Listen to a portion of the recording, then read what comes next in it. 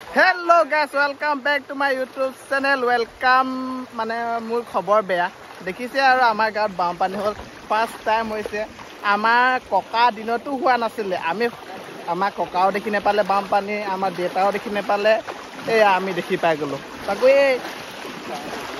এতেকা গুটে বৰ বেয়াকে নিছে দে টেঙাখাট হামুকনি ঘুমতাল পদুমনি তামুলীখাট আৰু বেলবাৰী সব উটুৱাই লৈ গ'ল দে কালি মানে লগৰ এজনৰ ঘৰলৈ থাকিব কাৰণে গ'লোগে পানী হৈ আছিল তো পুৰা ঘৰ চৰ উঠি গ'ল খানা চানা বুজে থাকিলে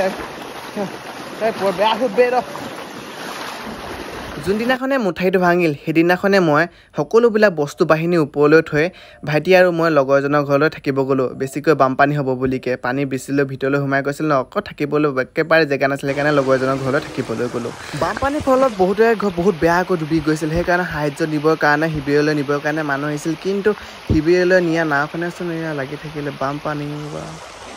সোঁফালে চালেও পানী বাওঁফালে চালেও পানী অকল পানী পানী পানী সেইকেইদিন যে মানুহবিলাকে কেনেকৈ যে ঘৰত আছিল পানী কৈছে ন বহুত নষ্ট কৰি পেলালে চাওকচোন ঘৰবিলাক কেনেকৈ ডুবাই পেলালে বাহিৰৰ ভিতৰে সকলোবিলাক নষ্ট কৰি পেলালে কৈছোঁ নাই খেতি বাতিটো নাইকিয়া হ'লেই 4 কিলোমিটাৰ খোজকাঢ়ি পালোহি আৰু দে ঘৰ যেনে তেনেও এজন পুৰা চাওক এইফালে চাই দিয়া প্লিজ এজন বানপীড়িত ধুনীয়াকৈ একদম এইটো দেখা নাই নেকি যেন ইয়ে বানপীড়িত মানুহ সাহাৰ্য কৰিব আহিছে ধুনীয়া আজি সুতটো বেছিকৈ আছে ছাৰটো ঘৰটো আৰু দেই পাম কি হৈছে আকৌ পানীয়ে পানী পানী পানী অনলি পানী ফাৰ্ষ্ট টাইম পানী হৈছে এইটো আমাৰ ঘৰৰ পদূলিটো দেখিছে কেনেকুৱা অৱস্থা হৈ আছে বানপীড়িত মানুহ মই চকুত চকু পানী লৈছে দেই এইটো আমাৰ ঘৰৰ পৰিৱেশ কেনেকুৱা হৈ আছে খতম পানী পানী পে পানী পানী পানী পানী অনলি পানী কালিকতো বেছি হৈ গৈছে ঘৰ পৰা আহোঁগৈ লগত বানৰ পৰিছে পূৰা হেভি বৰষুণ নাই দিয়া বোলে ঘৰৰ ভিতৰত চাওঁগৈ পৰিস্থিতিটো কেনেকুৱা হৈ আছে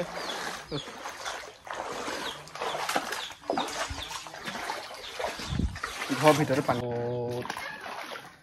সব বস্তু উঠাই থৈ দিয়া গৈছে ধুনীয়াকৈ আগতীয়াকৈ বানটো ভাঙিলে বুলি গম পালোঁ চব ভাল যে দিনত যে আহিলে তেতিয়া অকণমান তত পালোঁ দেই ৰাতিয়ে হ'লে কেনেকৈ কৰিলোঁ হয় গোটেই পানীয়ে পানী ফাৰ্ষ্ট টাইম হৈছে দেই আমাৰ ককাও দেখি নাপালে দেউতাও দেখি নাপালে বানপানী আমি দেখি পালোঁ বানপানী আমাৰ দিনতে হ'ল আৰু দেই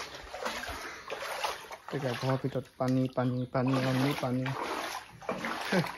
শুকুৱাই নাই একেটা লেভেলতে আছে পানী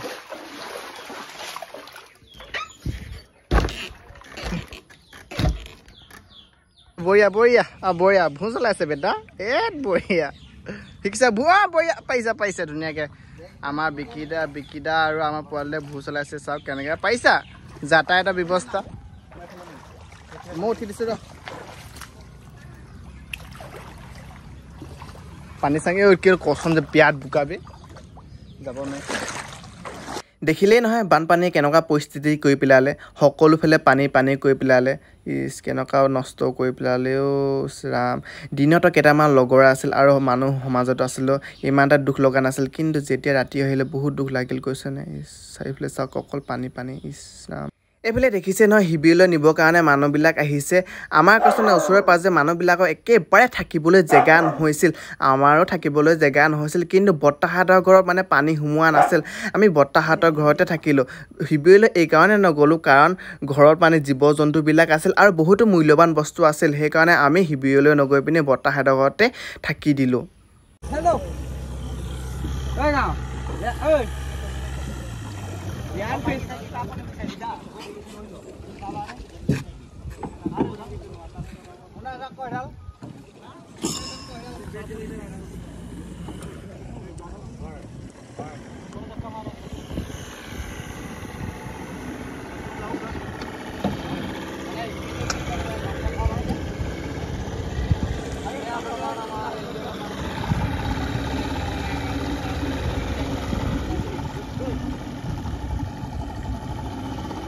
বানপানীয়ে সকলোবিলাক ডুবাই পেলালে এতিয়া শুকোৱাৰ পিছতে গম পাম কেনেকুৱা কি পৰিস্থিতি